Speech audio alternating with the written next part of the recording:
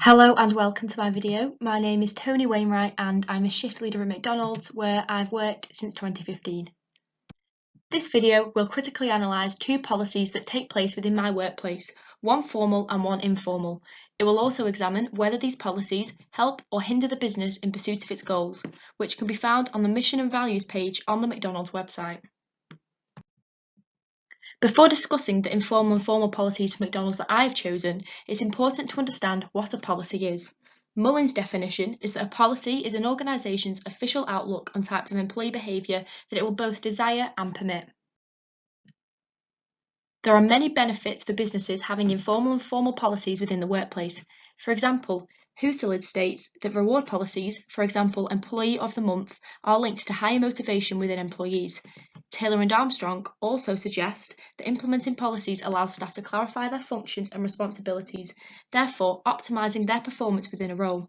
However, there are also disadvantages of implementing policies. For example, they may be expensive to initially set up, implement, and make employees aware of. In addition to this, it formalises decisions. Therefore, the decision-making process may take longer in certain circumstances, such as firing ineffective workers, and that's according to Rush. Policies are implemented in various ways within a business. Weeks states that there are different levels of implementation, but as a minimum, employees should be aware of their workplace policies and be trained on them. Arguably, it is the role of managers and above to make sure that policies are implemented and being followed correctly. There are numerous definitions of both formal and informal policies. An informal policy is one which is an individual negotiation, normally private between an employee and their manager, and not public or written down, and that's according to Eaton. Whereas a formal policy is one with set rules and guidelines set by the organisation and typically published in a handbook or other form that's widely accessible. Within McDonald's, it's possible to identify more formal policies than informal. This is due to the nature of the business as being such a multinational organisation. Formal policies are more useful to McDonald's as they allow consistency and ensure continuity. Most formal policies are taught to new starters in their induction and are accessible via the crew handbook. Another way that formal policies are implemented is through the compulsory e-learning new starters must complete before they join McDonald's, and the ongoing training that is available for all employees via station observation checklists, or SOCs for short. Now that the basics have been covered, I will introduce the policies that I will cover in this video. The formal policy I've chosen to analyse is the uniform policy. The informal is employee scheduled hours of work. McDonald's has a very strict uniform policy which was introduced in 1974, yet has been updated since then. Employees must wear a hat, an apron and hairnet if applicable, clean shirt, proper shoes, a name badge, black socks and proper black pants. They must also be clean shaven and not wear any jewellery other than a simple wedding ring. This policy has been introduced for various reasons. Firstly, in accordance to the 1974 Health and Safety Act, which prevents cross-contamination of food. Secondly, due to the brand image of McDonald's. Their uniform can be identified all over the world and allows customers to identify employees when they are in the restaurants, and, more importantly, managers and above for more serious matters. Therefore, it's important to follow this policy not only for legal reasons, however, to also maintain the brand image of McDonald's. It's also helpful to managers in the sense that it helps differentiate between crew. New starters wear a trainee badge, and staff that train them, crew trainers, have different crew shirts which help to identify them on shift. Not only does the uniform fit the culture, values and purpose of McDonald's in this sense, it can also be customised with long sleeve shirts, and there's a maternity option available as well. This policy is strictly enforced within restaurants, and failure to comply could result in disciplinary action, for example, suspension and formal warnings. Although implementing this policy is easy, and the uniform at McDonald's is accepted and worn by staff, there are some issues with customisation of uniform. Examples include unbuttoning the crew shirts, rolling the sleeves of shirts, and hiding piercings on shift. In addition to this, the uniform is provided free of charge to crew when they start, yet is very expensive, costing roughly £60 per starter. The store I am from is expected to have a labour turnover of about 35% this year. Therefore, the new recruitment of employees needed means that it's an added expense to the business. Although, this cost is reduced a little through the recycling of uniforms that crew give back when they leave the job. In addition to this, an impact on business might be that uniform becomes even more expensive to manufacture. or that McDonald's won't benefit from the benefits of being in the EU. This is because it's manufactured in Vietnam. In July 2018, the EU and Vietnam agreed on final text for a free trade agreement. As the UK are leaving the EU next year, it's not to be ignored that they will now not benefit from the reduction in costs they would have had from non-taxed imports and exports. However, this initial cost for supplying uniform to employees ensures that the uniform policy is implemented as soon as new staff join the company and establishes the hierarchy.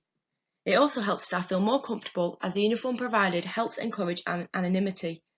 This means it diminishes any chance of being able to judge a new starter's income if they are of a lower one than others. The uniform policy also aids organisational development by adding to the brand recognition of McDonald's as everyone there wears it.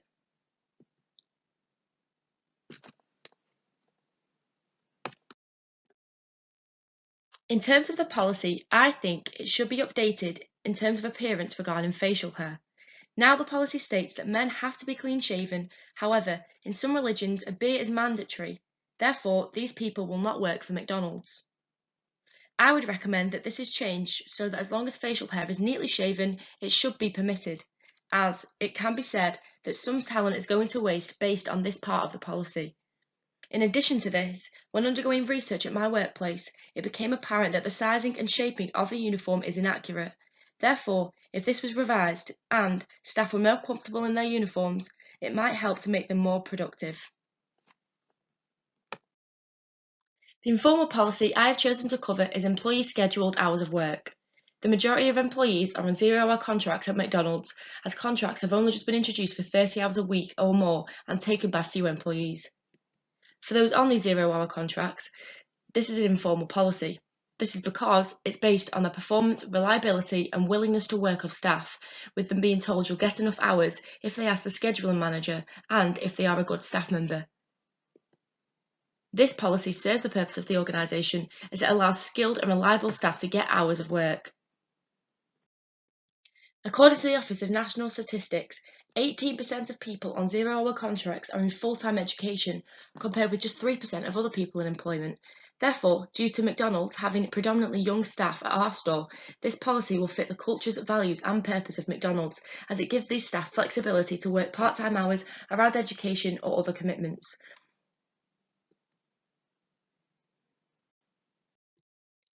The main issue around implementing this policy is favouritism.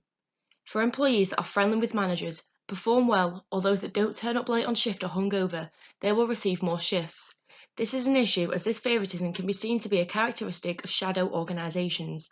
A shadow organisation is one which is typically more unofficial in its practices, potentially leading to loss of the organisation's fundamental ideologies and resulting in it being more difficult to control employees. That's according to Burke.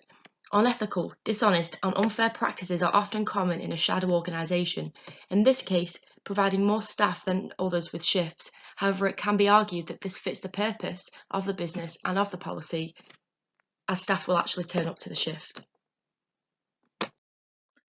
The impact on business this policy has had is that it reduces costs. This is because it helps lower business costs such as labour. The staff that are scheduled more hours are more reliable and capable of doing the jobs required of them. Therefore, on shift, they may be scheduled instead of 2 adequate crew members. However, it may affect quality service and cleanliness in the restaurants, which is part of the McDonald's goals, as with fewer employees, there may not be enough staff to get food over quickly and to of a good quality. This policy contributes to organisational development as the flexibility allows more employees to be scheduled during busy periods and to operate with fewer employees, saving costs and labour. In terms of recommendations and improvements, I think there should be a more balanced approach to fairness. By not giving employees second chances or just giving those that excel extra shifts, this can demotivate other staff and not allow others to progress.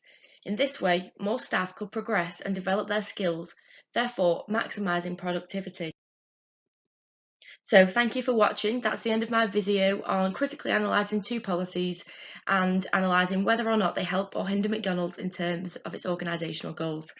Thank you very much for watching.